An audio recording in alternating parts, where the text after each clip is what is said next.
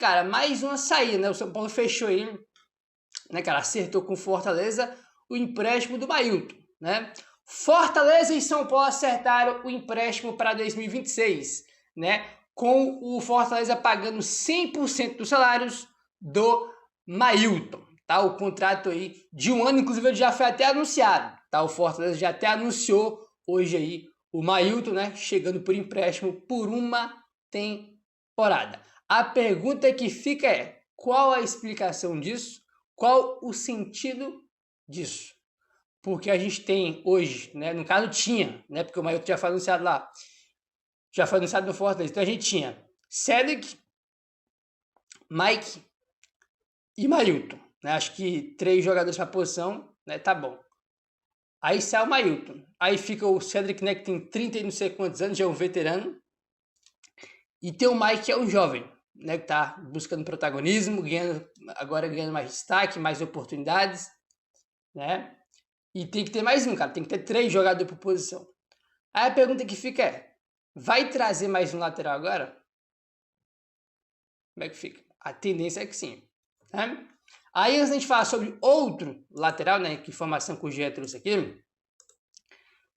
Inclusive, essa contratação aqui, por exemplo, do Mailton, mostra a convicção da diretoria, né? Vocês sabem que dia que o São Paulo anunciou a contratação do Mailton?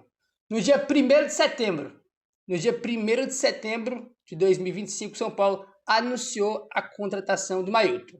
E no dia 25 de dezembro, no Natal, o São Paulo emprestou ele para o Fortaleza, né? Contratou um jogador em setembro e em dezembro já se desfez dele. Tipo assim, baita convicção da diretoria, hein, cara? Isso sim é convicção. Isso é planejamento, né, cara?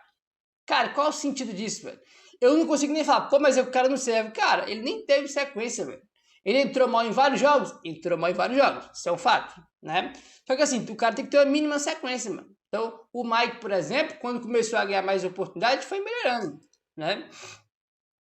Não dá pra cobrar do Mailton, irmão. O cara fica 3 jogos no banco. Aí depois entra 10 minutos em um jogo. Aí depois fica 5 fora. Joga mais 15 no outro. Tipo assim, o cara não vai jogar bem nunca, velho. Cara, se não tiver sequência, não tem como você avaliar o desempenho do jogador.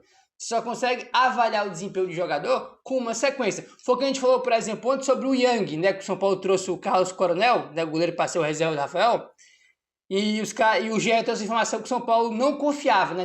O Yang não passava confiança para a diretoria. Tipo assim, como assim não passa confiança? A gente teve um número de jogos ali mínimo, né, cara? De uma sequência para saber se ele dá conta do recado ou não, né? Se ele seria útil, seria importante ou não. Tem que ter uma sequência pro jogador. Né? Eu falei isso aí sobre o Yang ontem. E pro Mailton vale a mesma coisa, mano. Vale a mesma coisa, mas tá aí, o São Paulo aceitou o empréstimo dele, né, de uma temporada, né, para o Fortaleza, né? Lembrando que ele tem contrato com o São Paulo até o fim de 27, né? E ele vai ficar até o fim de 26 no Fortaleza. Então ele vai ficar um ano lá e depois volta pro São Paulo, né? Se o Fortaleza não comprar ele depois, aí, né? E lembrando que pra vinda do Mailton foi uma novela, vocês vão lembrar disso, né, cara? O São Paulo tentou lá com o Metalist, né? Ele tava na Chapecoense, mas ele tava por empréstimo porque ele era do Metalist. Aí o São Paulo tentou o Mailton com o Metalist não liberou no primeiro momento. Depois o São Paulo voltou, tentou. O Metalist tinha uma dívida com o São Paulo pela vinda do Paulinho Boia, né? Ele estava devendo pro São Paulo. O São Paulo foi lá, perdoou a dívida e eles liberou o Mailton, né? Então, tipo assim, tu deixou de ganhar dinheiro com o Metalist por causa do Paulinho para trazer um jogador. Em setembro trouxe o jogador, em dezembro se livrou dele. Aí tu fica sem um jogador e sem o dinheiro da dívida, né? Que era alguns milhões, inclusive, tá? A dívida do Metalist de São Paulo. Era alguns milhõezinhos aí que o São Paulo tinha para receber. E agora empresta o cara aí desse jeito. De graça, né? Porque não sai da informação que o Fortaleza vai pagar nada. De graça aí, né? Então, baita planejamento. Isso é gestão Júlio Casares, minha rapaziada. É isso.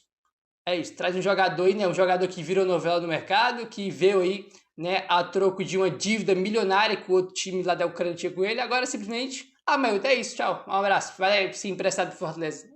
Essa é a gestão Casares de Coelho. Não faz o menor sentido. O menor sentido aí, tá? Seguinte, ó. Esse ano aí, né, cara, tivemos muitas, e coloca muitas nisso aí, né? Lesões no São Paulo, entendeu? E o Caleri, cara, o Caleri se machucou ali bem no começo do Brasileiro, né? Ele foi o jogador aí que mais ficou de fora aí da temporada. Olha aí, com uma lesão grave no joelho, Caleri foi o jogador com mais jogos perdidos na temporada. Cara, ele perdeu 45 jogos. Olha que loucura. 45 jogos, né, cara? É mais da metade da temporada. Né? Ele se machucou ali, bem no começo ali, né, do brasileiro, no jogo contra o Botafogo, do Newton Santos, né? Em grama sintética, né? Grama sintética aí para variar, tá? O Oscar foi o jogador que mais frequentou o departamento médico com 3 lesões na coxa, né? Uma fratura na lombar, uma lesão muscular na panturrilha esquerda. O meia também sofreu uma sincope vasovagal, tá? Assim, o Oscar, ele, inclusive, não sabe mais nada sobre isso, né, dele se aposentar. Essa informação que ele deve se aposentar, que ele anuncia em breve, né? Tem 2 semanas que ele saiu e até agora ele não fez esse anúncio oficial aí da aposentadoria dele. Será que ele mudou de ideia? Não sei. Mas assim, tem alguns pontos que é importante. O Oscar deve se aposentar aí por conta de um problema grave de saúde, né, cara? Um problema grave de saúde, que não tem nada a ver com lesão ou com São Paulo, cara. Foi uma situação ali, né, cara, que aconteceu e é uma questão de saúde, né? De saúde aí. Só que vale lembrar que antes dele ter esse problema de saúde, ele se machucou várias vezes, como o Gé botou aqui, né, cara? Ele teve 3 lesões na coxa, mano. Fratura na lombar, lesão na panturrilha, né? Então, tipo assim, é aquela questão que a gente fala, o cara chega no São Paulo e não consegue ficar em pé, mano. O Oscar nunca teve histórico de lesão. Ah, Gabriel, ele jogava na China, tá, só que mesmo quando ele jogava em outros lugares, ele não tinha histórico de lesão. E quando você traz um jogador da China, que joga bem menos jogos do que no Brasil, você tem que ter ali um cronograma, cara, especial pro cara, um cronograma específico pro cara, entendeu? Só que no começo do ano, principalmente, ali, né, até o Zubeldia chegar, o Zubeldia botava o Oscar em tudo quanto é jogo que se dane, cara. Eu me lembro muito bem que o São Paulo foi jogar não sei se foi na quarta ou foi na quinta, contra o Náutico, pela Copa do Brasil. O campo lá do Náutico, nos aflitos, um horror, né, tipo assim, um campo bizarro, de ruim. O Oscar jogou... ele foi sair aos 44, nos acréscimos do segundo tempo, ele jogou 90 minutos naquele jogo, né? No final de semana, a gente foi enfrentar o Mirassol no Morumbi, né? Deu 10 minutos de jogo, o Oscar se machucou, né? 10 minutos de jogo, o cara se machucou, né? Então, tipo assim, cara, não existe botar o cara pra jogar nos aflitos, num campo horrível, se não me engano, até choveu nesse dia, né? E 2, 3 dias depois, já botar o cara pra jogar de novo. Aí ele foi e se machucou, né? Então, quando é um jogador que vem... de uma liga, né, que além de ter menos jogos, tem menos competição, né, tem menos intensidade. Tem que ter um cronograma especial pro cara, velho. Vai jogar aqui, aqui não joga. Joga esse aqui, aqui descansa. Tem que ter isso, cara.